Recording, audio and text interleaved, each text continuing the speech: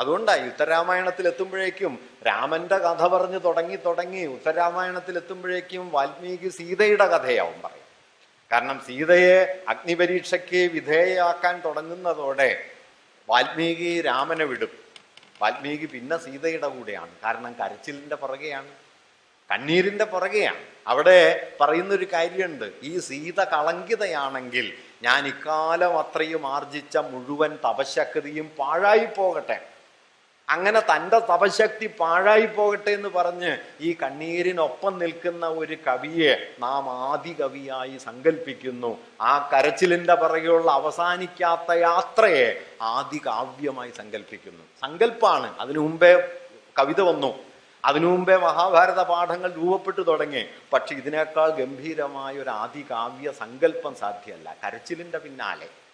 അങ്ങനെ കരുണയുടെ കവിതയായിട്ട് ഇത് മാറിത്തീർന്നു എന്നതാണ് വാസ്തവത്തിൽ ഈ ആദികാവ്യം എന്ന സങ്കല്പത്തിലുള്ള ഒരു വലിയ ആശയം.